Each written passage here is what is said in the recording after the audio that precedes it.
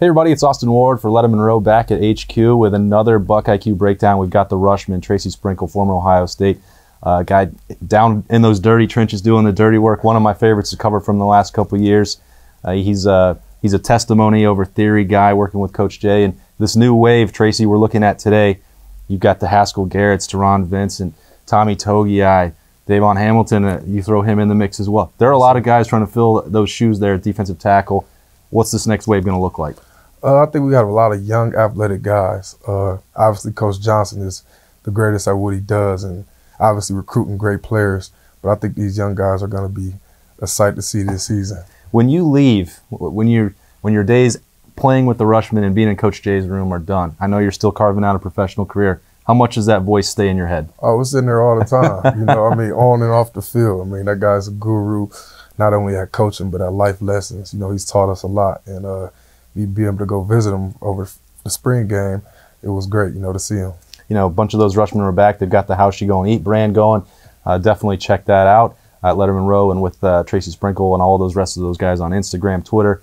We'll get you that information. But first, we're going to put them to work. We're going to break down some of that film of that next wave of Rushmen in the trenches with Tracy Sprinkle. So let's roll the tape. All right, Tracy, we talked all about this next wave of guys playing those inside positions on the defensive line. A lot of expectations here for Taron Vincent. What's he doing that makes him a guy that can play a big role for Ohio State moving forward? Yeah, Taron has a bright future, you know, at Ohio State and hopefully playing at the next level. I remember him coming in as a freshman, recruiting that guy, and it's great to have him in the Scarlet and Gray. But on this play right here, it's a great play, obviously on the big stage, the Big Ten Championship. As you can see at the beginning of this play, the offensive lineman tries to stab, you know, and to get him to shoot his hands so then he can catch him. But smart thing Taron does is he doesn't shoot his hands until he opens up his chest. So as soon as the offensive lineman opens his chest up, you can run a little bit. Now Taron shoots his hand, lock him out, and now he can do whatever he wants with him. He throw him that way and falls right into the sack. It was a great rush. You see Baron Browning flying in here. Is part of Taron's responsibility here just to open some lanes, or what's he looking to accomplish? Yeah, he's trying to open up the lane. You got a blitz coming from Baron and Malik. I think they're trying to run like a little X blitz on his running back to mix him up. Gotcha. Taron actually not supposed to make this play. He's really supposed to open up for one of these guys. But Baron kind of slips the sack and Taron up cleaning it up for him. So it worked out good for him. It looks like he just kind of ruins three guys' days at once up here. I mean, that's, yeah. And that's part of what you're talking about there, the encouraging sign. Because, you know, sometimes when you do the right thing, you get to make the play yourself. Yeah, you get rewarded. And he got rewarded pretty big. I know Baron was kind of upset about that one. But Taron, man, that was a great play. That's a big play in the Big Ten Championship game. Yes, sir. He wasn't alone there. Ohio State was rolling through. You know, Coach Jay, he will give you guys plenty of times to rest and plenty of times to play. Tommy Togiai, this guy came in early, got his black stripe off, super strong guy. He gets to make a play too. Yeah, I heard a lot about Tommy when I left. Weight room guy, real strong guy, low center of gravity as well. And on this play, as you can see how strong he is, he's actually doing the same thing I spoke about with Robert Landers. He's knobbing into the B gap. And as he's going, the guard is going with him. That's the hardest thing about making that play.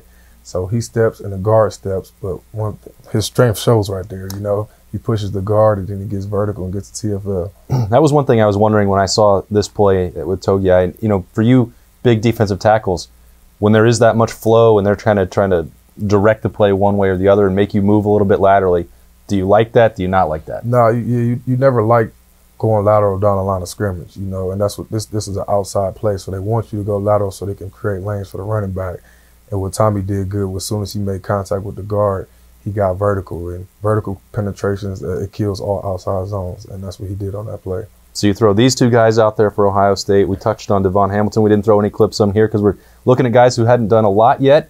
And this is another one, Haskell Garrett. You know him well, yeah. Tracy. And, you know, he did not get a chance to make a ton of plays last year. But, you know, get out there and get your hand on the football feels pretty good for a defensive tackle, even if maybe that's not exactly where he's lined up here. Yeah. Haskell has a bright future as well. You know, he's a hard-working guy, come from a great family.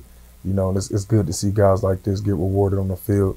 It looks like him and Chase was running a quick text game, which that means Haskell is penetrating the B gap and Chase is stepping upfield and coming straight into the A gap.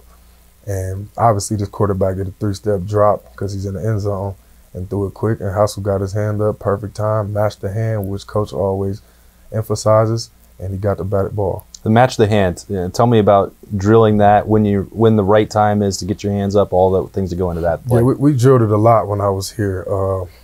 Always when you're rushing, if you see the two hands on the ball, you don't put your hand up. Okay. But as you can see, as soon as his quarterback hands come off the ball, Haskell lifts his hand up and he matches it perfectly with the left hand, matches his right hand, and he gets the bat. Is he celebrating because he made a play or because he knows that Coach Johnson will like it? Oh yeah, that's both. Coach Johnson probably over there jumping for joy. It's three guys there. We could name a lot more that are trying to play that defensive tackle position that Tracy Sprinkle did. All those guys trying to live up to that reputation from the last couple of years, the How She Gonna Eat guys, Yes, that have passed down that tradition for the Rushmen. It's fun to have Tracy Sprinkle back with us to break it down on BuckIQ, repping that How She Gonna Eat.